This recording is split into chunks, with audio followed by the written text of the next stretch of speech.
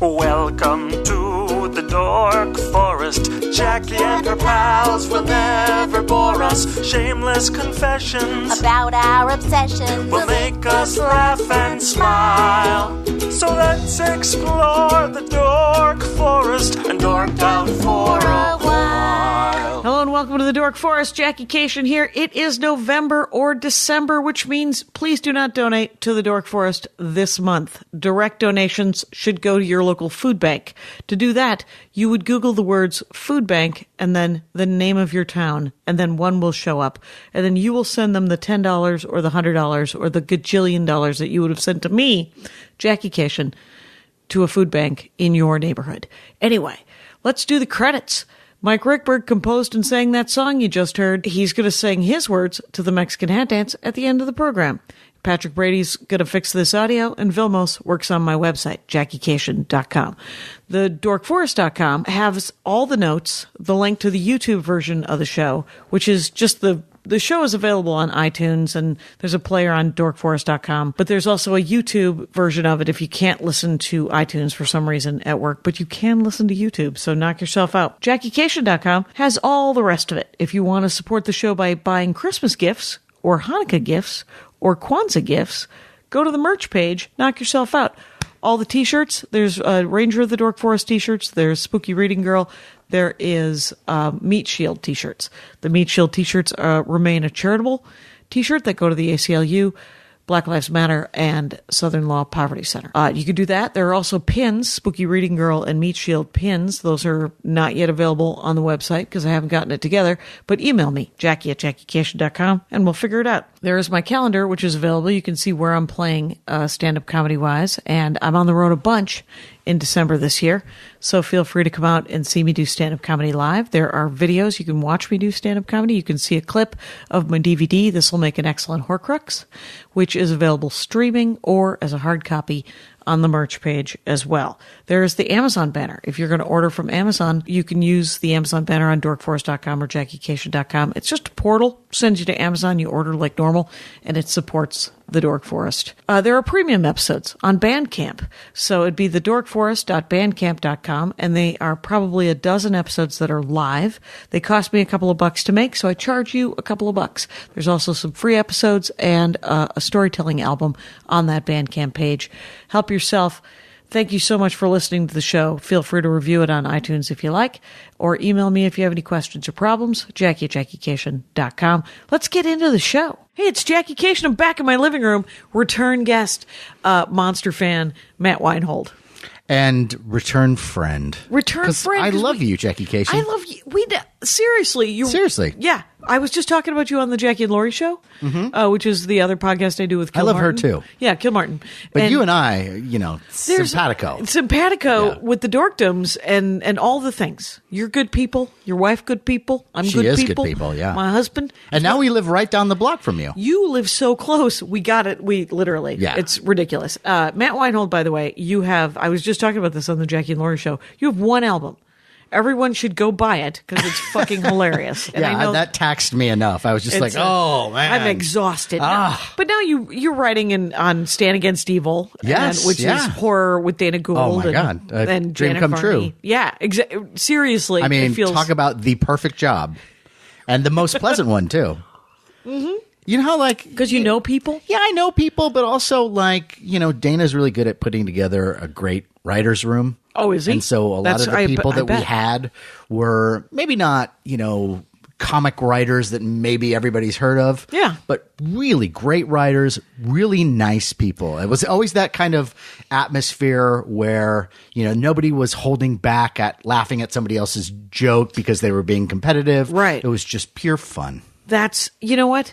That sounds like the writing room of someone's dreams. Yeah. Because from what I can tell, what you want from a writer's room is someone you're willing to hang out with 14 hours later. Yeah. And we laughed and laughed. You laughed and laughed, and it wasn't weird and unsupportive. And I got to fan out a little bit too because did you get one of the writers is this guy named Mike Mendez. And Mike Mendez did a movie that I love called Big Ass Spider.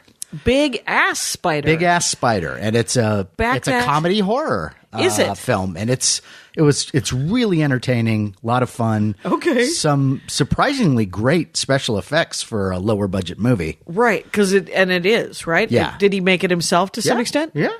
Wow. That's kind of cool. That's the age we're in now, because you get to make the thing you want to make, which is a delight. Yeah. Yeah. You don't make $1 million, but No. you're like, hey, I made this thing, and it's what I wanted it to be. It's a difference between a livelihood and an income. You know, we're all making a livelihood, and we could all probably make the income of the evil people, but we don't, because that's where the line. Whenever anyone says this is affecting my livelihood, I'm like, no, it's affecting your income. Yes. Yeah. And you know what? Your livelihood's fine. Your kids are going to go to the point where your kids are going to go to college. Yeah. Like, it's not even that part of your life. You got a roof over your head. You're, eating pizzas. Yeah. You're happy. Right. You're going out to dinner. You got a car. It's fine. You're already in the top 5%. We got comic books. We're good. We got comic books. Oh my God. Would you like some comic books? Always. I'm a little behind on my comic books. I'm a good chunk behind as well. But here we are with Matt Weinhold. By the way, it's at Matt Weinhold, Wein, right? Hold, H-O-L-D? Yes, yeah. So, on Twitter. I'm mostly a Facebook guy. Okay. And then the rest of my, social network stuff is through our podcast that we do. Right, which I've done several times. Monster Party. Monster Party podcast. You guys find it on iTunes, and there's probably Google Play. There's links all over the place on Facebook, and you can find it everywhere. Just go find the Monster Party podcast, because it's always fascinating and it's always super fun. I've done it, and Stand Against Evil is probably on a channel. What channel is that on? That's TBS. That's IFC. IFC. There we go. Stand Against Evil, and but you and I are going to talk today about the. You're a diamond. You got a lot of different facets. I have many facets, yes. And I like too much. You do like too much, but is it too much? Because you said there were holiday horror movies. Yeah. Because you like monsters and horror, but you also like science fiction and action figures. Sure. But what, because we are in December, let's do holiday horror, whatever. Lovely, holiday. yeah. It'd be funny if it's a 4th of July horror film. Now, when I sort of brought up the idea of horror and the holidays, you were kind of like, is that a thing? Right. And so you've never seen a holiday horror movie? No, I read a Brian Posehn comic book, which is about great. Santa Claus. Yeah, that one's really funny. I like that. That's as close as I've come. There are a lot of them. There are. Oh my God, and they go way back too. And some of them are dark. I've read some dark ones, but there's not horror. They go back. Like, everyone's always been like, let's put a monster into Christmas. Well, yeah, or to probably the most famous one that everyone thinks of when you think of holiday horror is Silent Night, Deadly Night. Oh. Which is, I was going to say, oh my God, Nightmare Before Christmas. I've seen that, but that's not horror. I didn't even, you know what? Well, it kind of is. Sort of, yeah. I would include that. All right, but Silent Night, Deadly Night? Yeah, which is, it's exactly kind of what you think it is. It's a homicidal maniac. The night before Christmas. In a Santa Claus costume. And is it the night before Christmas? He does this. He does this murder spree. He was in a, he sees his parents murdered, and then he goes to a really abusive Catholic school. Okay. And anyway, it traumatizes him. He doesn't turn into Batman. He does not. No. Instead, it comes out later, and he's in a Santa Claus costume. And he's killing people. And it was infamous. It was one of these movies where Roger Ebert, because Siskel and Ebert, they were railing against, especially in the 80s, about like slasher movies. Right. They had an agenda. Oh, all of a sudden they turned they into hated everybody's this dad. one. And everybody else did. And parents were like, oh my God, how dare you make Santa Claus a villain? Right. What year is this? This is 1984. Oh, I was sentient. Why didn't How do you like that? I didn't see. But you know what? In 1980, so this is years before, and the one that everyone remembers is Silent Night, Deadly Night. Right. But before that, the one I prefer is a movie called Christmas Evil. And Christmas Evil What a great name. is great. It's actually a favorite of John Waters. Okay. So you know it's good. Right. You know it's got some chops. And there's this guy who really loves Christmas. And again, it starts with some sort of I don't like to give too much away, but there's Right. a little bit of trauma in the beginning that involves his mother. Sure, Bambi. And years later, now he's working at a toy factory, and he's like this put upon kind of dweeb Yeah. that everyone makes fun of. But Boo. he loves Christmas. Okay. He loves Christmas to the point where he keeps his own naughty and nice book of like kids in the neighborhood. Oh, there you go. Yeah. So he's a little nuts. Yep. And then he goes even more nuts. Then he goes off to Banana Land. He goes off to Banana Land, and then, it's a killing spree. It's a killing spree. Are they? Because I like the idea that because there's thrillers that are just a lot of tension and then creepy things happen. But a nice mad slasher movie that feels like the holidays. It's got Exactly. It's got a red and green vibe to it. Sometimes, I don't know how many times I've had to defend the Friday the 13th series. Okay. Because I was like, oh, it's slasher, it's just violence for violence. I go, yeah, but it's taken to almost a Tex Avery cartoon level. and there are some times where I watch that and I'm greatly amused. I don't Right. take it too seriously. Yep. I mean, the odds of, by the seventh film, Jason is now an indestructible zombie. Right. And nothing can kill him. And he's in his early 50s. Right. It's very weird. I was like, really? Your low back doesn't hurt at all? Okay. He's been stabbed in the face a number of times, and yet sciatica is his biggest problem. Exactly. Yes. Yeah. He's just like, I got to get. Anybody have any ibuprofen? Can I stretch before this? But yeah, there's a lot of these are slasher type movies. Okay. And if you went on the internet and you looked for a list of all the holiday horror movies, there'd be a lot of slashers. Oh, there you go. But one of my favorites, which is not a slasher, although Okay. it has slasher kind of elements to it, and it predates that whole craze, Oh, really? is Black Christmas, Okay. 1974. Get this, directed by Bob Clark. And Bob Clark Yeah. is the guy who brought us A Christmas Story. Wait, How do you like that? he did. He And Porky's. directed it. Yeah. Wait, the guy who directed A Christmas Story also directed Porky's? Black Christmas and Porky's, yes. Wow, that guy. Yeah. He's eclectic. Oh, yeah. That And guy's listen- got a spectrum right Listen there. to this cast. Olivia Hussey, Keir Dullea from 2001, Margot Kidder. Wow. Probably like at her hottest. Like, Right. mind-numbingly beautiful. And Andrea Martin, SCTV. Okay. Yeah. I mean, incredible. John Saxon. Okay. I don't know who that is. John Saxon would be, let's That's what see. I love- Did you ever see Enter the Dragon? No. Okay. It's the You've hilarious. never seen Enter the Dragon? I know. The thing is whenever I forgot about this, is whenever I have you, Frank Conniff, Ken Daly, or Dana Gould on the show, I'm always like, you guys are so deep in the long boxes of character actors that I don't know who any of the character actors. John Saxon, he's one of those guys that you would, if you saw him, you go, oh, that guy. That guy. Yeah. Yeah. He's in the original Nightmare on Elm Street, Okay. and he's the cop. Okay. He's Nancy's dad. Okay. But that, of course, helps you. Not at all. Not at all. Okay, But it's helping others. Yes, And yeah. the great thing about me not knowing things is that the clarity, nobody else has to be the one who doesn't know. Because now we get Right. all the details. Well, and you are the audience now. I am the Yeah, audience. And yeah. so that is another draw of the Dork Forest, is that I am the audience before the audience. So it's kind of I'm perfect. only here to help and Yeah. to share Right. wonderful treasures. Exactly. And that's what that This is. is a great one. Black Christmas. Black Christmas is, talk about a tension. So these girls, it's, right around the holidays. It's right before Christmas. And Olivia Hussey, and you might know her from Romeo and Juliet, the 70s version, Bertolucci. Okay. And she keeps getting these obscene phone calls with this creepy, weird voice that goes into like different characters. Like, Oh, wow. what are you doing? Daddy, what are you doing? Ah! And it sounds like a baby, and then it sounds like a man, and you're Right, like, right. oh my god! Right. For the voice of Work. the caller alone, Yeah. you need to see the movie. Okay. But then people start getting knocked off. Oh, and right. And where's the call coming from? Inside the house? Maybe. Maybe. No, you don't want to give it away. Is it coming from inside the tree? Is someone inside the chimney? It's coming from the North Pole. It's coming from inside a present.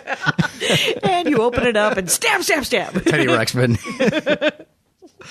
But that's a great movie. That sounds so. That is essentially that's a thriller killer. It is. What it is. Yeah. It's pre-slasher. Okay. And there's some artistry. It's a really unusual. It's a great character study. Okay. All the little subplots of everybody in the film, they're all interesting.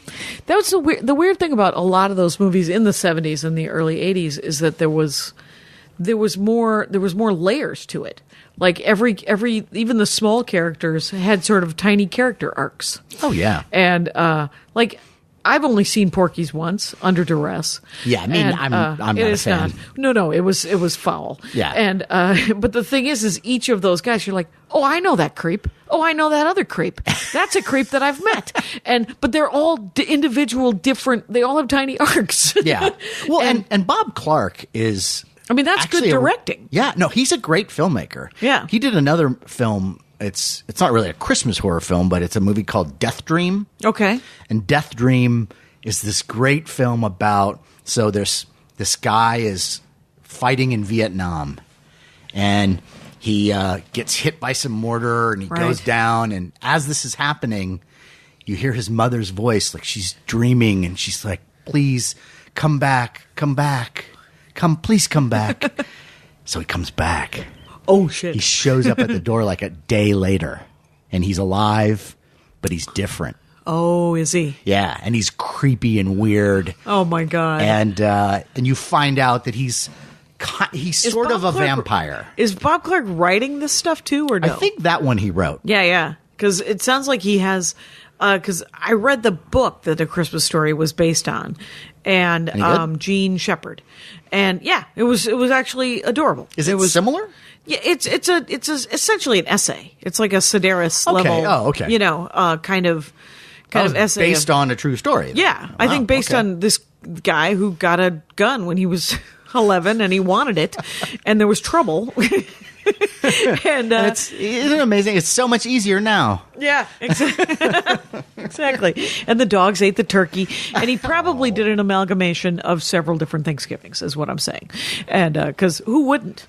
If you're going to put together a story like that, you're going to pick the year your dad got the lamp with the leg, and you're going to put the dogs the same year, and you're going to put the gun the same year. I wonder if that. Do you know if that was something that was made up for the film or if there was something like that? Because now, you can go to any place and you can, go onto Amazon and buy that lamp. Oh, but right. If that was a thing way back, that was a, I wonder if that would have been a kind of a novel, fragile, dirty novelty kind of. Exactly, it was a it was a very important gift or a very important prize or it was a premium. I forget how he won it. Right, it was some kind of contest. It was a contest, and the first prize was a giant bag of money, and the second prize was steak knives, and then the third prize was that lamp, and so it was like fourth that. prize is you're fired. Exactly, and then you were fired because it was the 50s.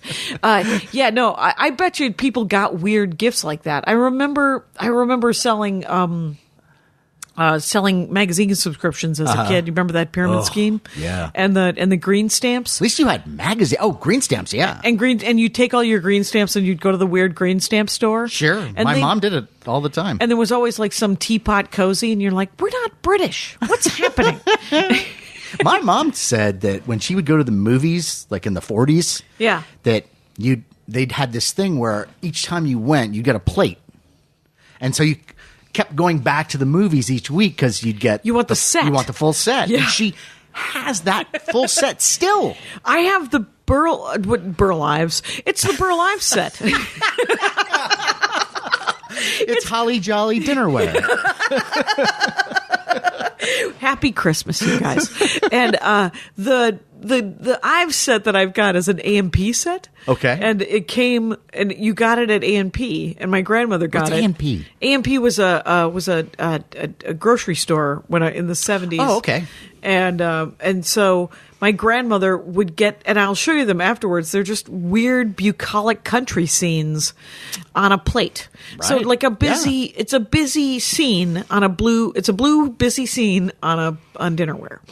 It seems like it would be fine for a holiday meal. Or Right, something. we use them as the dailies. Okay. Just because, other than, I think we have fancier ones that we registered for, but they all came too big. It was like, okay. You're Americans, you're going to want 14-inch plates. And you're like, no, I actually want smaller. Anyway, it's a fascinating story. Let's get back to Black Christmas. So, So Black Christmas is great. Yeah. That's one, and that's a classic, and most horror film aficionados all love this movie. know We that had one. Scott Thompson on our show. Kids in the Hall guy. Yeah, and he brought that one up out of nowhere. It's Canadian too. Oh, so, is it? Yeah. Is Bob Clark Canadian? I believe so. Okay. Yeah, there you go. Yeah. So, interesting. Yeah, but and there's so many, and they keep making them. Okay. Did you see Krampus? Oh, you've I've heard of about Krampus. I've heard of Krampus. I've read a novel about Krampus. So you know what Krampus is. Yes. And so Krampus is like the evil Santa Claus. That's it. He's the guy who goes after the bad kids. Right. The And ones puts that them in a said- sack and like takes them away, which I love. Right. I love that. You love the whole idea of Krampus. I say round them all up and work it out later. Yeah. Right. Once you prove that you're a good kid. Yeah. Did you ever hear 6 to 8 Black Men by David Sedaris? No. It's David Sedaris talking about Christmas stories. Okay. And in Norway, I think it's in Norway, the Christmas story is Santa is the ambassador to Turkey, and The country turkey. the country. And he comes on not Christmas Day, but one of the days, and brings the kids. Either he fills their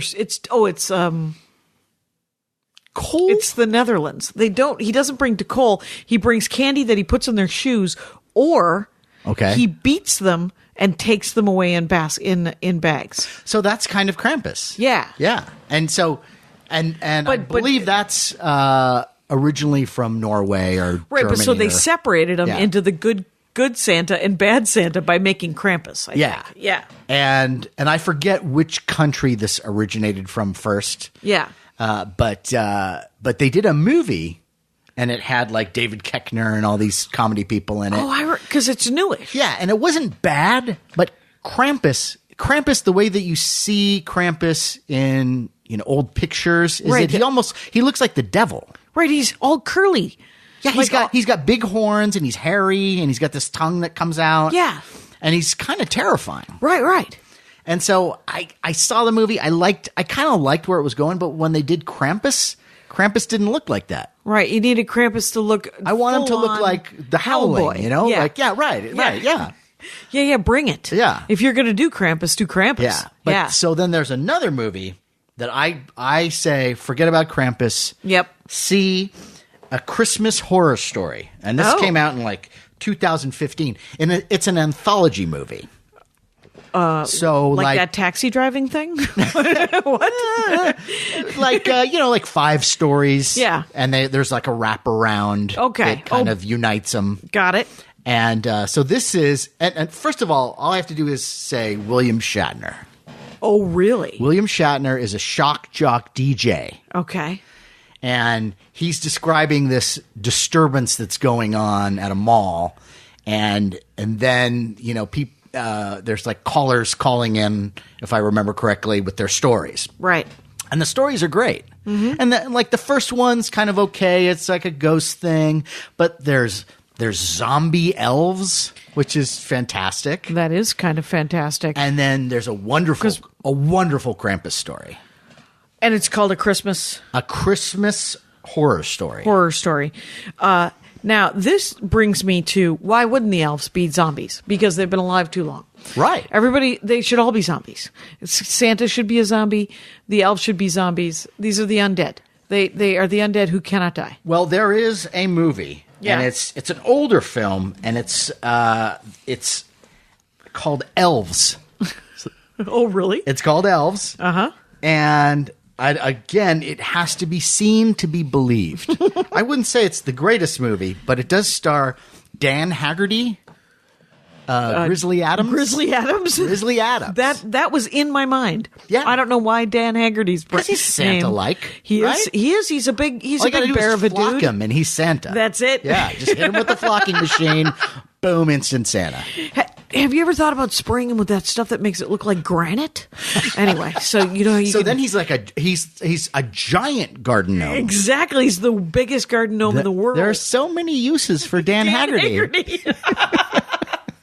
So elves. Elves, and what's great about this movie is that already killer elves, and Yeah. they're creatures, and they don't look like Hermie from Rudolph the Red-Nosed Reindeer. Yes. They're like these monsters. But what you find out is that the Nazis are involved with this German story. Nazis from the 40s. Yes, and they wanted to create kind of like a human elf hybrid that they could use as a weapon. And so They want to weaponize elves. They want to weaponize elves, and they are an integral part to the story. Nazis, Christmas Nazis, elves. Christmas weaponized elves. Yeah. Created by the Nazis in the 30s and 40s. Now the elves themselves are like supernatural creatures, but sorry. That's fine. My phone went off last episode. All right, but I mean that makes me very, very excited. Yeah, that sounds amazing. And what year did Elves come out? Elves is 1989, so it's not that Okay. not that old, but I wonder if there's a Netflix list of Christmas horror or Christmas monster violent I think movies. Wikipedia has one. I'm sure, but pretty good. But you know how like Netflix will somehow have they have their new Christmas channel. How about they have a Netflix has a Christmas channel? Yeah, they have a Christmas playlist, I guess. So they're battling the Hallmark Lifetime Christmas playlist. Good luck. Because they are embedded. Yeah, people are like, there's 30 new every year, and I'm watching the previous 10 years. So I'm watching 350 Christmas movies, all about a guy who goes to Vermont because he's inherited a Christmas tree farm that he doesn't want to have anything to do with, and then he meets a woman who drives a sleigh. Or the other way around. It's a woman, Sure. she inherits a Christmas tree farm, and he drives a sleigh. Anyway. Now, this is not a movie that I've seen, but it's a recent short film that I want to see. Yes. Because I was like, I know the movies that I like, but I wonder if there's some other things that maybe, I'm a little behind on. I missed, yeah. And, there is a movie that involves Christmas trees. Killer Christmas trees. The trees themselves. The trees themselves come alive. Is it called The Trees Themselves? And it's Themselves? called Treevenge. Fuck me. These are the greatest names of movies. What a great name. Yes. Treevenge. It's a short movie, and it's a lot of fun. Yep. What year? Is it just now? It's recent, yeah. So 2018. I believe so, yes. Okay, maybe 17. I'm sorry. No, 2008. Oh my God. Yeah. So you are a little behind. Yeah, I missed it. But, and these, because we go in there and we chop them down, and they've had it. Oh, have they had it? They've had it. Yes. Yes. And it's one of those ideas where you go, why didn't I think of that? Why didn't you? Why isn't that a series? Oh my God. It could totally be a series. Yeah, played completely straight. Oh, that'd be, oh my gosh. Even a cartoon series. Yeah. Because it'd be easier. And, because trees are, I think, inherently creepy.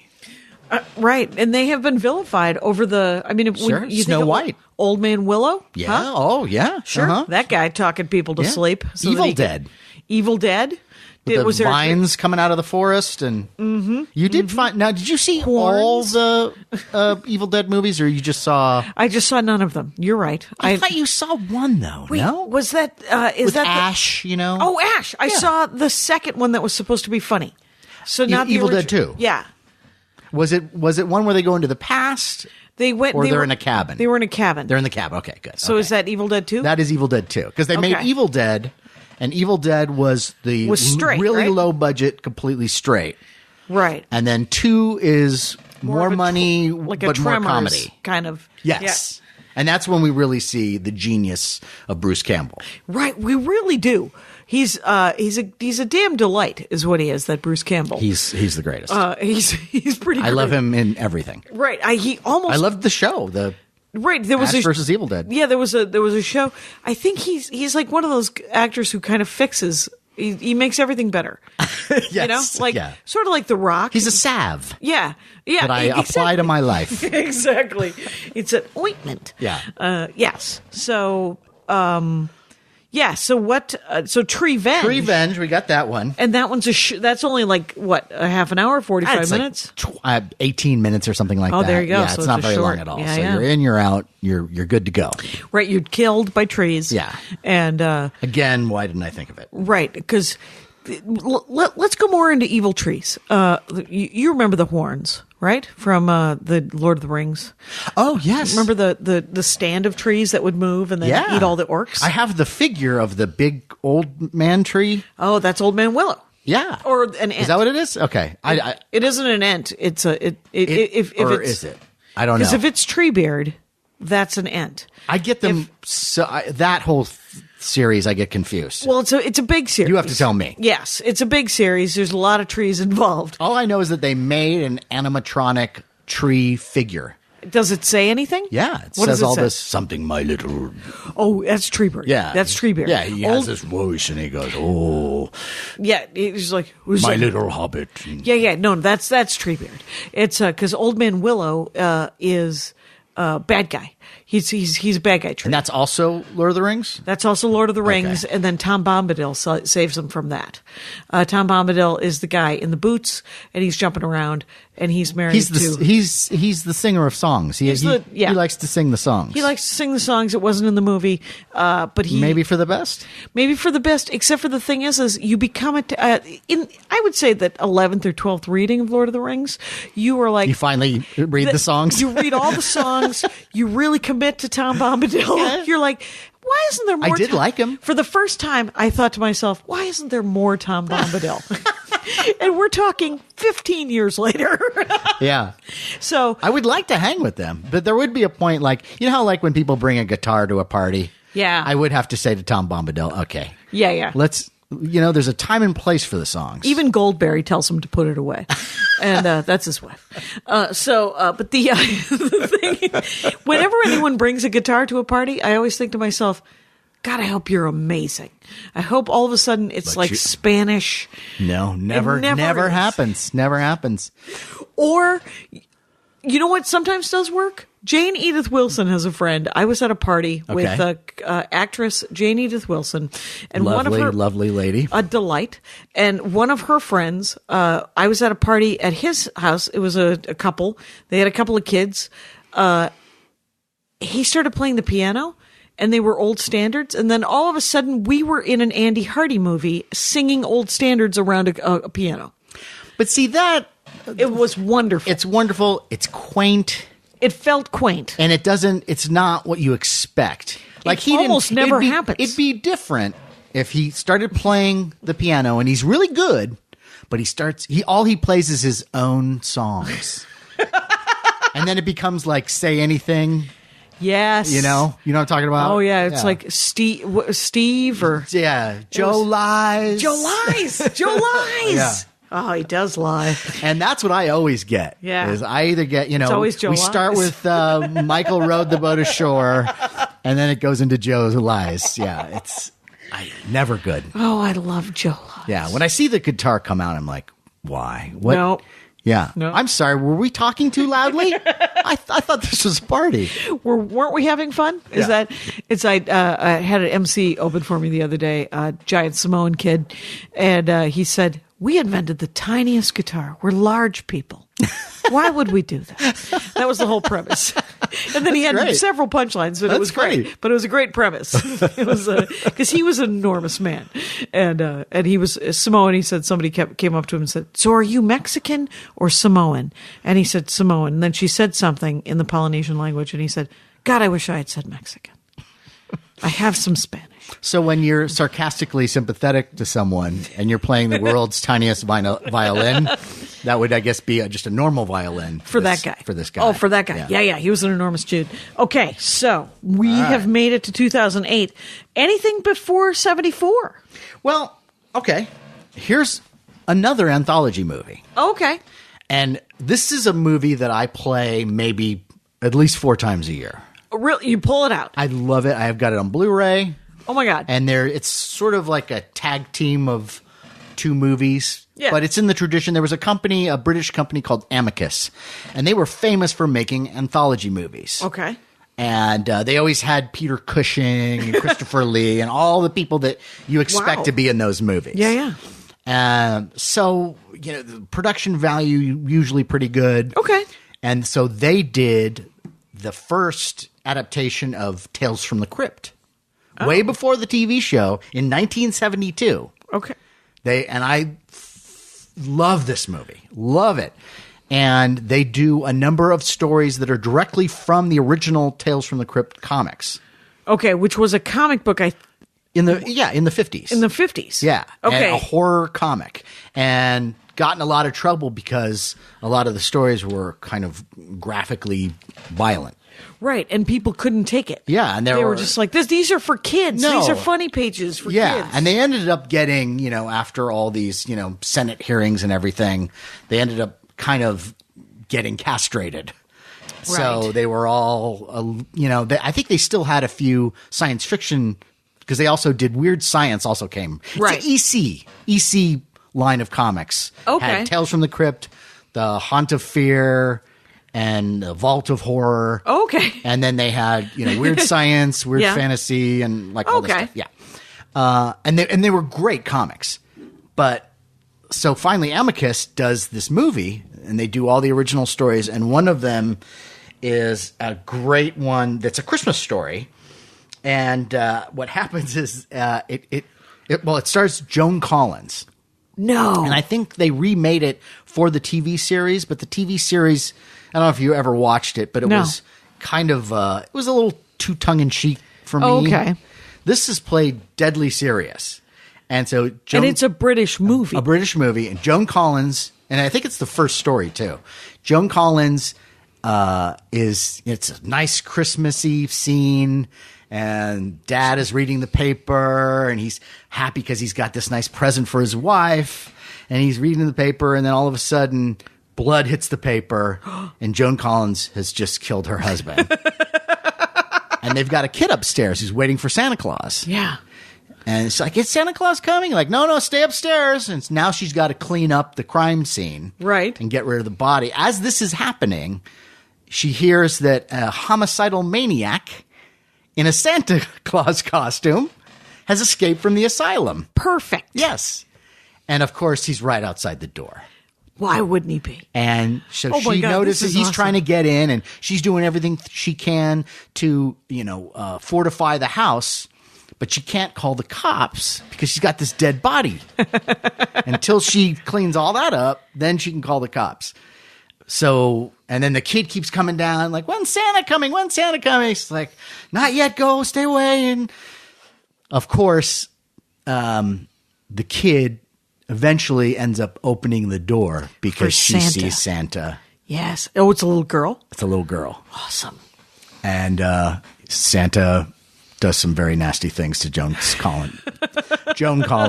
I got so scared there for a second I couldn't say Joan Collins. Oh my God. So, like a good man is hard to find, sort of a Flannery O'Connor, like. I was going to say that. No, Yeah, I wasn't. It was, oh my God, that is awesome in the way that, because Joan Collins plays just a raging. Oh, she's maniac. terrible. She's terrifying. And what's great is the juxtaposition of that right before this guy is murdered. He's so proud because he's got this little diamond necklace thing that he's, wrapped up, and it's his Right. wife is going to love it. Boom, with the fireplace poker. Fireplace poker? Yeah. And what I want to see is the prequel, which is what led her to that. Because I know. women Me always too. do like a bespoke kind of murder, right? We don't tend to mass murder. It's all one-off. It's personal. It's very artisanal. Just sort of. Well, like he's much older than she is, too. So I think it might have been financial. So, right. So then the implication is So there's at least some implication that he's not just getting a poker to the head. Yeah, she didn't it. just like have a bad day. Right. Yeah. Right. Burn the roast and then you. Yeah. I've had it. Oh my God, that's awesome. My ad. I'm about to do an ad. You guys, this ad is for The New Yorker. If you go to thenewyorker.com/dork, listeners of the Dork Forest save 50% off when they enter the code DORK. With this special offer, you receive 12 issues for $6, plus get the exclusive New Yorker tote bag. You can choose between print, digital, or combo, print and digital subscriptions. You subscribe to the New Yorker, and you read something that means something. That's 12 issues for $6 and a free tote bag when you go to thenewyorker.com/dork. I got my free tote bag, and it's amazing. Everything about The New Yorker is fascinating to me. I love the writing. I love the cartoons. I love the fact that with the subscription, you can do both print and digital. I, for real, just want digital because print feels like a huge commitment, but digital means that I can wander around, and there's extra stuff on the digital. There's hundreds of pages in the magazine, but there's like 14 or 15 more articles on the digital side that don't even make it into the print. You get the best writing anywhere. So go to newyorker.com/dork and get 50% off the first 12 issues. So $6 for 12 issues of the New Yorker. That'll last you. Let's get back into the show. I wonder, are any of these on Netflix? Probably. Maybe not. Netflix is not so good when it comes to older things. True. If you ever want to just come by the place, right. I'll hand you a stack of movies. Exactly 10 blocks from and here. go or 11. crazy. Yeah. Because that was followed up by, they also did Vault of Horror, which was the follow-up to Tales from the Crypt. And the stories are always fun. They always have a nice little twist. There's one in Vault of Horror, which is not really a Christmas story, right. But there's one where this guy's looking for his sister because his sister is the last one in line for the inheritance that he's going to get. Sure. So he gets rid of her, but she's been hiding out from him and she doesn't want to see him, but he manages to track her down, kills her in her town that she lives in. Oh. And he tries, before he kills her, he checks in. He wants to go into this restaurant, but the restaurant is closing down. He's saying, you should be off the streets. And when he's done with the murder, he takes a walk down the street, and the restaurant is now open. And he goes in there, and it's packed with people, and he orders the standard meal, and he gets the soup, and the soup tastes really weird. And he's like, and then he drinks this, what he thinks is tomato juice, and spits it out. And the waiter goes, "What's wrong?" He goes, "I don't know, this seems a little off." He goes, "Oh, I'm sorry, sir. Well, how would you like your clots?" "My what?" "Your blood clots. How would you like them cooked?" And "What are you talking about?" So there's this curtain that he pulls back, and there's a mirror behind it, and his is the only reflection in the restaurant. So it's a restaurant run by vampires for vampires. And then he turns around, there's his sister alive. She's a vampire too. Oh my God. And so what the end image of this episode is they get a tap and they put it in his neck. And everybody in the restaurant is lining up, getting their glass of fresh blood. And they're like, it's so rare these days that you get the fresh stuff. Fantastic, right? That is awesome. That here's my thing about scary stuff. I love it better when it's told to me by Matt Weinhold. I don't think this would scare you too much. No, I think, and watching scary movies with you is actually more fun. We should do that. Yeah, because that's more fun than anything. I remember because you have gatherings and you show movies, and so. But when you were telling me that story, what occurred to me, my next question is because there's not just Christmas, like, because you don't have to just talk Christmas horror movies. There's got to be aren't there evil leprechauns too? Oh, they did. Like, Yeah, they did every possible holiday. I think there's New Year's Evil, and there's of course Valentine's Day. Which Valentine's Day, that'll make you kill. Yeah, and there's a great movie, and I believe it's considered. I thought it was Christmas because I remember there's a lot of snow in the movie, right? But I think it actually happens on Valentine's Day. But it's a movie called Pontypool, which is so good. Pontypool, Canadian movie. It's the name of a town. So it's Pontypool, something like that. Exactly how it sounds. And so there's a shock jock, Stephen McHattie, and he used to have this. Nothing inspires a horror movie more than a shock jock. I know. It's awesome. And he's of course working. He's working in this place in Pontypool, and it's definitely a step down from what he used to be. So and he's insufferable. And he starts telling this crazy story that has a lot of weird wordplay on the air about something that he saw that morning. And so as the movie progresses, and it's done through the point of view of the radio station. So you never really go out and see so much of it. He starts getting calls in and people are describing it. And I think it originally was a radio play too and a book. Okay. But so people are acting in this weird way and they're saying these crazy words over and over again. And they're forming these mobs and killing people. Okay. Well, what you find out as the movie progresses, it's like a zombie virus, but it's transmitted by words. So words will set someone off, and it'll set this sort of cascade of things in their brain. They'll start repeating the words, and they'll catch this word virus, and it makes them murderous. And it's so clever, and it's claustrophobic. It's really most of the movie is just in that studio. Yeah, but a wonderful movie and underrated. Not a lot of people know about it, but I know that most horror fans, I think, are familiar with it. Right, and it's kind of fun that it's an interesting thing that a lot of things come from Canada that are real specialized. Cronenberg, my God. What's Cronenberg? David Cronenberg? Oh, the man. Yeah. Yes. The Fly. And, Scanners. Right, because and The Brood, my favorite. Is The Brood your favorite? What is The Brood? The Brood is. I only know them from Marvel. The Brood is a story about. First of all, it stars Oliver Reed. So right there, you're in. Okay, who's Oliver Reed? Oliver Reed, of a bitch. I know. I'm sorry.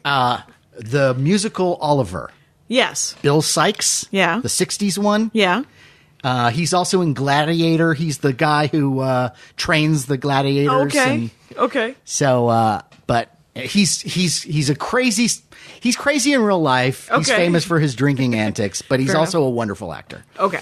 And so he has come up with this type of psychotherapy called psychoplasmics. And psychoplasmics will, as you're going through your regressive psychoanalysis, your pain and whatever you're going through will manifest itself physically on your body. So you'll be talking about some problem that you had as a child, and like welts will start to well up on your skin. Okay. And what? There's this woman who, estranged from her husband, they have this little daughter, and she is one of this doctor's patients, and she is so mad, and she is so angry about the relationship and the way everything went down that her anger now manifests itself in that she will grow a sack on her belly, an external sack, right, where a little troglodyte child will come out. And like a second being. And she'll do, and multiple, like one after the other after the other. And they're all blonde. They kind of look like her real daughter, but they're a grotesque version. Right. And what the hell is this called? The Brood. Okay. And so these little weird children are her anger. Yeah. So every time she gets mad, they go into a killing frenzy and they take out whoever she's mad at. Right. Oh my God, that's what hilarious. a crazy premise, right? That is a crazy premise. And that's That's why I love Cronenberg. Yeah. Did you ever read a Canticle for Leibowitz? I did, yes. Yeah. And at the end of it, the Messiah is one of those little troglodytes that comes out of this woman's shoulder. Anyway, that's Good the name. stuff. It's good stuff, you guys. Spoiler alert from that book from 1912. So It's a classic, that one. it is a classic. People read it. Sure. And so, yeah, so like when I think about all the holidays, so there's Christmas, there's New Year's, there's Valentine's Day, there's President's Day. Are there President's Day horror movies?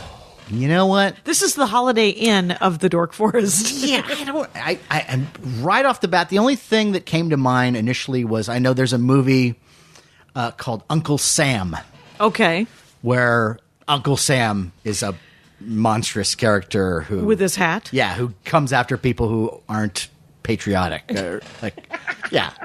I think I Offhand. watched it once 15 years ago. Right, and that's probably the only thing that comes because if it's President's Day, Memorial Day, 4th of July, those are all the same holiday. Flag Day, Veterans Day, all of it. It's going to be somebody with a flag wrapped around them who's turned into a bug or something. Whatever. I like this. Yeah. I will get a meeting. You will. You will get a meeting. will do this. You will pitch. We will make this. And then things like Easter. Are there Easter horror movies? This has just become me quizzing. Closest thing, this is not really, I'm sure there is. Sure. And that I don't know about it. Right. But when I think of Easter, I think of bunnies. Sure. There is a famous movie, and we talk about it quite a bit on Monster Party. But it's called Night of the Lepus. The Lepus? Night of the Lepus. How do you spell Lepus? Lepus. Okay. And there's a lot of famous people. It's like Stuart Whitman and DeForest Kelly from Star Trek's in it. Like, there's a lot of there's Sure. a good amount of like, okay, that's a Name recognition. Yep. respected name, you know. And the movie is about giant rabbits, killer giant bunnies. Okay. Now you would think maybe like, okay, we're going to make bunnies scary. We're going to twist up their faces and have like an animatronic monstrous Right. rabbit. They don't. What they do is they just get a miniature town that they make, and they just get a bunch of bunnies and they have them run across the little Genuine, miniature town. just normal- live, cute, adorable bunnies. That are enormous. And they attack you. All of a sudden, you know, the camera will zoom into one of their mouths, Right. and zoom out, and it has like, you know, someone smeared like jam because they're licking at it, you know, and that people got together and made that movie. After they the did. second day, when the dailies came in from the rabbits, no one went, I'm done. I gotta They go saw it through to the end, and it went out.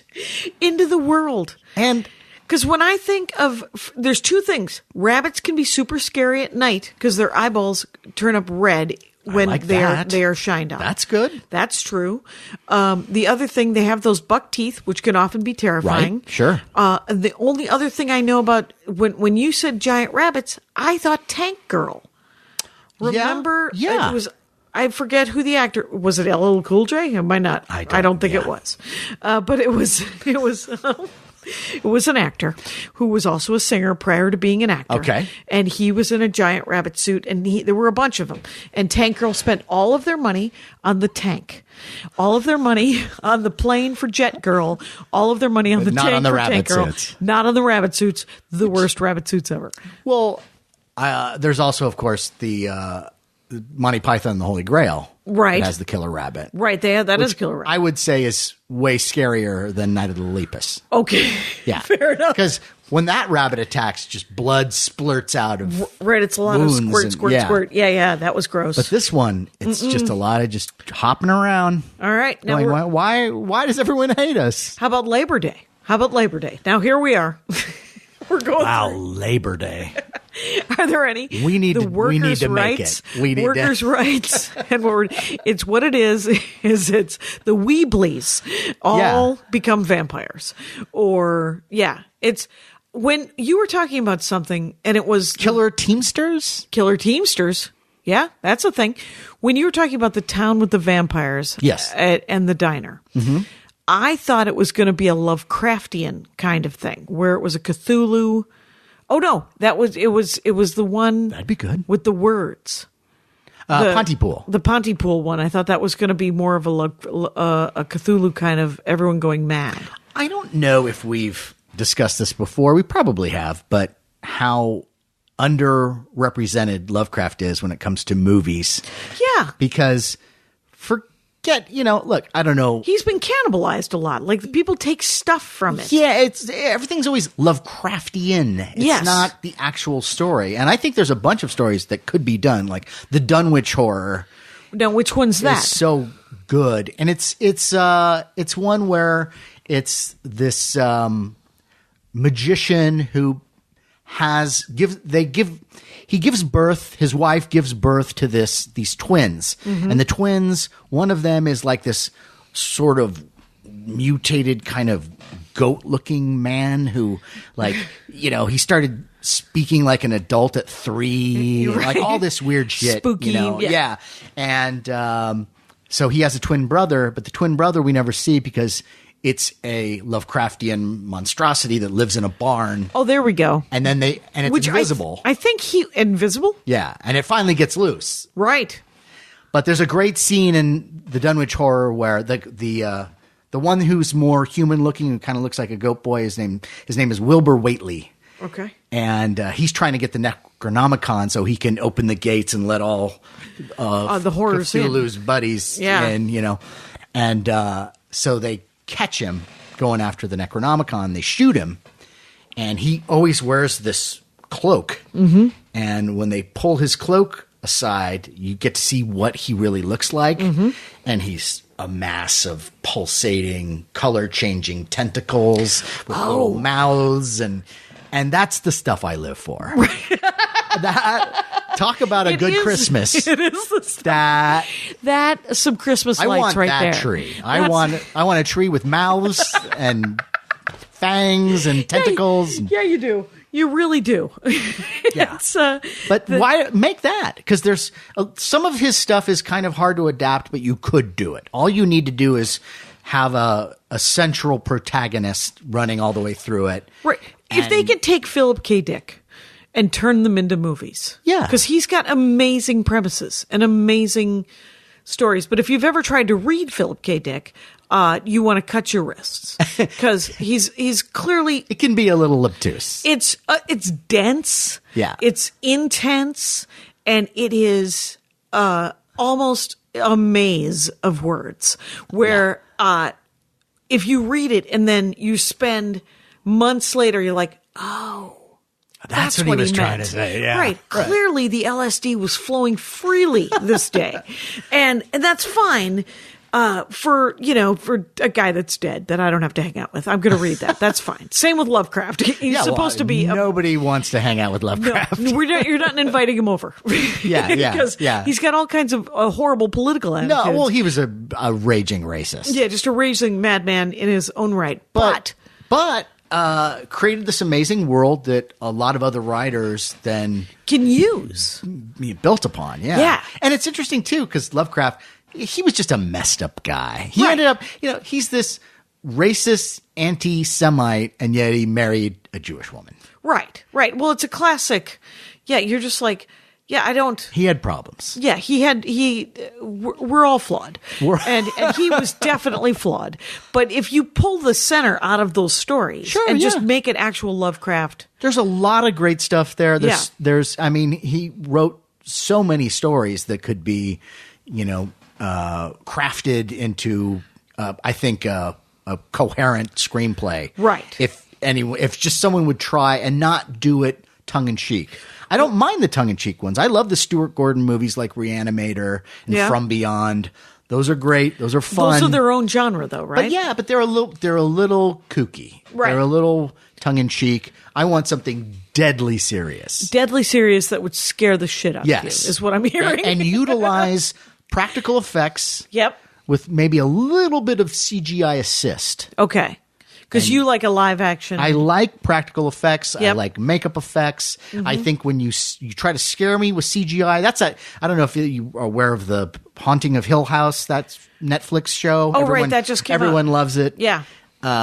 It's soap opera, and the scares. There's so many CGI scares that it just pulls me out of it. I recognize, I go, oh, that's CGI. And I'm no longer invested. But a practical effect where there's a guy with a bladder, squeezing some blood and latex, and they can do it so good now. Yeah, Maria Bamford's face on Stand Against Evil was terrifying. Yes. Genuinely, because it still looked like her. Yeah. It looked like She's her so good. if she had lost her goddamn mind. And so... Yeah, that was a fun one to write. Oh, I bet. Yeah. I bet. She said she had a really, really good time. Yeah. And but I would say, where are we? Oh, we're doing good. So, by the way, Rangers, just so you know, we're talking to Matt Weinhold again, and he has a show. It's weekly, right? The Monster Party podcast? It is every 2 weeks. Oh, it's twice a month. But it's long. They're usually over 2 hours. Okay. Yeah. So it's a commitment. So it's plenty. Yeah. It's plenty of monster talk. Clean your house. Clean your Put it house. on, clean your house. By the time you're polishing up the refrigerator, You guys right have about so done. much knowledge and go down such a serious rabbit hole. It's great. And what's fun about doing that show is that, these are fellow nerds, my friends, Sean Sheridan, James Gonis, and Larry Stroth. Sean and Larry have been on the Dork Force. Yes, that's right. Yeah. And they're passionate, especially Larry. I mean, he's like a He's on lunatic fire. when it comes to the stuff that he loves. But I love them. I love all of them. Like that's the thing, is that they're my genuine friends. Right. And we started the show because we used to go to Comic-Con, and then after Comic-Con we go to someone's room and yell at each other about The fast things you zombies saw. and slow zombies and that kind of thing. But yeah, I mean, between the four of us, I think we've seen everything, and Sean has certainly seen everything. Oh yeah, because we did a show. It was a couple shows ago where we did a thing where we would take a reference book of horror movies, and we'd flip it and then just randomly put our finger down and go, okay, read the blurb. Does it sound good? Let's talk about it. Is it a good premise? And I'm telling you, like everyone. Sean said, "Oh yeah, that's right. Oh, and they made 4 sequels." And I'm like, how do you do this? When do you sleep? Do you know that Larry Bubbles Brown, if you tell him when you were born, he'll tell you what day of the week it was? Well, that's that's some. It's like that. Yeah, right. It's like you have a Rolodex in your brain, and you can see things that I cannot see. Like I can't even. No way. I have face blindness anyway, or self-absorption. We don't know. It's one of the two. And When you say face blindness, what does that mean? Like that means I don't recognize people. See, I'm the other way around because I recognize people, but I can't remember their names. I got nothing. All I get, you know what I can usually do? I can tell people their bits.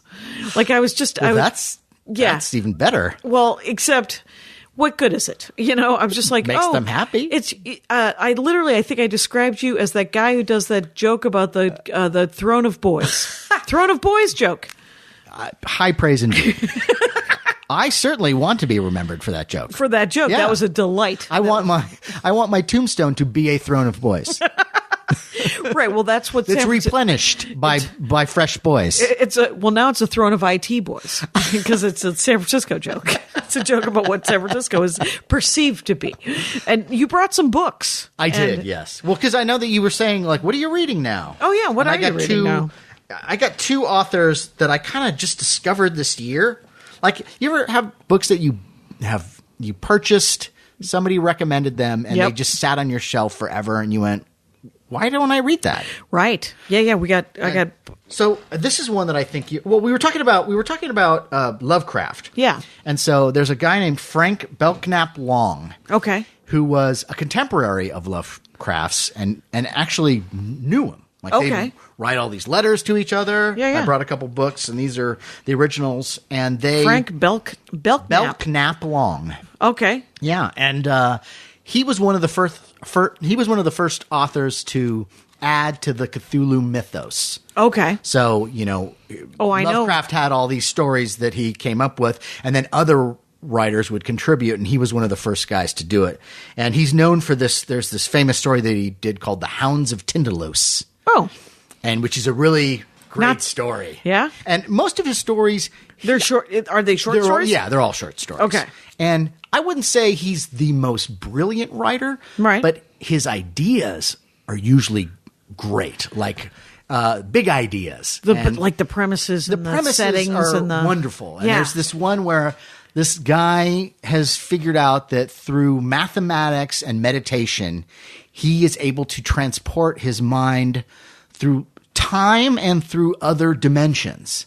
And so he's going to do it, but he wants a friend there to kind of tether him. Okay. So he doesn't go too far. And so he's going back and he's seeing the dinosaurs and everything. And he's going back and he finally pierces the veil of our dimension, goes into this other dimension and sees these creatures, these hideous, like hound-like creatures who, and he's just watching them. And suddenly they notice him. And they're like, what? What are you doing here? You're not supposed to be here. And he describes them as like, they're not necessarily evil. They're beyond good and evil, but they know they don't like you. Right. And you shouldn't know about them. So tells his friend, he's describing all this stuff as it's happening, and the friend kind of helps bring him back. But now they've got his scent. Right. So they follow him through time and space to come at him. Right. And just him or him. Oh, okay. And you find out that one of the ways they enter our dimension is through right angles. Oh. So they need a right angle. Guess who's a math nerd? I'm going to say that Frank Belknap Long is a math nerd. I think so, yeah. So what this guy who has brought the hounds to him does is he gets his friend and they get a bunch of plaster and they start filling in all the corners in the room. So there's no right angles. And he's like, okay, I think I'm okay for the night. You go home. What happens? Never go An home. earthquake. Of course. Earthquake dislodges all the plaster. Yep. The hounds get in. They find him the next day. And they find what's left of him like in a triangle. Come on. There's nothing wrong with that story. Fantastic. That's a fantastic story. So, and I've really been enjoying all of his stuff. I think it's a lot of fun. If you're looking for the greatest writer of our day, maybe not, but if you're looking for something else to read. Yeah, this is a guy who thought about some crazy stuff and brought it to us. And it looks like they were written in the 50s and 60s. No, they would have been 30s and 40s, right? Yeah. Because of what's his face? Yeah. 63. This was first printed in 63, but it's a compilation. Yeah, right. Yeah. So, but it's great stuff. And the other guy, have you ever heard of Joe Haldeman? No, unless he was involved in Watergate, which I think I'm getting him mixed up. Maybe they're the same guy. I don't know. I don't know what he did on his time off, but Joe Haldeman wrote a book. He's best known for The Forever War. Yes, I just read it. I was like, I know that name. It's so good. I read The Forever War and I read the sequel. And that's what I'm reading right now, Forever Peace. Forever Peace. It's not really a sequel. It's kind of it's in the same. It's in the same vein and it's universe, hitting the same points that he tried to make in the first book. Right. But it was written years after. Yes. But I love Forever War because, again, another really great premise of, there's this war happening with an alien race and they are able. You enlisted. Yeah. And you kind of get drafted. And right. And even if you're officially out of the Army, you're never really out. They can always call you back in on a technicality. Right. But so this guy, the story is told from the viewpoint of this soldier who, in this war, there are these jump gates that are like wormholes. Mm-hmm. And so because of that relativity taking place, this guy, every time he goes through a jump, more time on Earth passes. Right. And so he sees this war from beginning to end, which goes on for thousands of years. Right. And so every time he goes back to Earth Earth is now a completely different place. Sociopolitical. Yeah, politics, crime, Sex. All of it. Yeah, there's a point where everyone's gay. Everyone's gay. Everyone is gay. And he's like, they make fun of him because he's straight. Right. He's not gay. Yeah. They're like, that's so weird. Yeah. Yeah. I love that. It's so great. Yeah. And it was written in like 72. Yeah. It's pretty great. Forever War is pretty great. Forever War is great and it's considered a classic. And it's of another the genre. classic. Yeah. But because science fiction gets to be classics now. It's fun. Well, Yeah. finally. Yeah. It took long enough. That's what gets me too, is that all these genres were looked down upon. And like my thing would be like, okay, I understand William Faulkner is brilliant. Right. But try to do a book and then incorporate science and scientific theory. Right. And create an alien race. Right, which is why Asimov should also, it took forever for him to become a classic.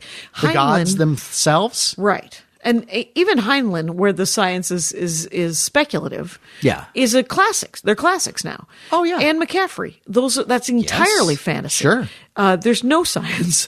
There's the very light in the later books. Well, there's some and talk of science. Tolkien was, I would say that he was thought highly of, at least when I was growing up. Yeah. As an author. Yeah. But I mean, but not classics. everybody knows who he is now. Yes. Yeah. Now he's Dickens. Right. So that's awesome. And every time I watch an award show like the Golden Globes or the Oscars, and I see the films that are nominated, once again, there are some good movies in there. Right. But I always wonder, like, well, where is the horror film? And it was nice to see Get Out get something. Yep. Because it's a great movie. Right. But there are a lot of other movies like that. The Babadook is fucking brilliant. Yeah. Hereditary. Yeah. With Toni Collette is just amazing. Right. The movies, because they compartmentalize them, and some of them, like Yeah, they comedies, write 'em off. Yeah, comedies are written off. Animation is often written off.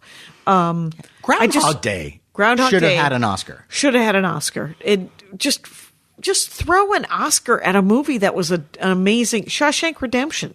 Yes. Yeah. I just saw Widows, and I hear that's good. it's Viola Davis and Liam Neeson. Yeah. And That premise, I'm in. me too. I've only seen Ocean's 8 on mute at the back of a chair in an airplane. So, but I understand it's essentially if Ocean's 8 were more of a film, because Ocean's 8 is more of a fun, It's a romp. It's a romp. Yeah. But Widows was amazing, quite honestly. It had absolutely everything going for it as far as, being well done on every level. That. Yeah, I don't even think there's a bad scene at Shawshank Redemption level. Kind of, I don't think there's a bad scene. And is there because there's also, I know that there are someone's husband or husbands have been killed. Well, they're all widows. What it is it's a heist movie, right? It's a but heist that's why movie. they're doing their thing, right? They're the widows of the guys where the heist went bad. Okay. And there's one last heist. So they have to make up the money for the bad heist. Right. So there's that is ostensibly the premise. So there's a little bit of a revenge thing in there too, right? There's because there's evil gang people, right? There's plenty of evil gang people, and so you're the second person to ask me if there was a revenge theme, and I didn't see a revenge theme, but that doesn't mean there wasn't one. But I think they're selling. I mean, the basic premise of it is that it's this heist movie, and it's the widows of the bad guys who try to steal the money. But it has this awesome sort of gritty 70s feel to it.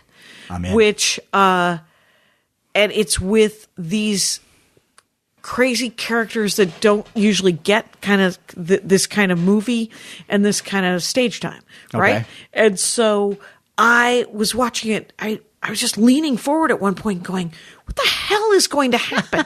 Because you watch a heist movie and you're like, heist, they win, things happen. Solo. Right. And not a good heist movie. I wanted that to be Lando, and because he's good. he's great. Yeah, he's wonderful. Are you reading Lando? By any chance in comic book land? I'm not a big Star Wars guy. Okay, yeah. You're more Star Trek. I'm way more Star Trek. Yeah, I'm more Star Trek myself, but the Dr. Aphra and Lando comics are actually very good. And the old Princess Leia one was good, the one that came out 2 years ago. So, yeah, I could talk to you for another hour, but we're at easily an hour 10 here. Hey, so we did it. We did it. Matt Weinhold, everybody, find Monster Party and listen to more awesome insight into amazing things that you can read and watch. I know that many of you already do, so you will love more of it. You're beautiful, beautiful people. You are all and Rangers, you know the rules out there. Take care of each other. My hat, my hat, my hat. They're dancing around my hat. My hat, my hat, my hat. Well, what do you think of that? If it looks like a Mexican hat dance and it sounds like a Mexican hat dance, it's most likely a Mexican hat dance. So take off your hat and let's dance. Yay! Oh my God. Why don't we just call that as the end of the show?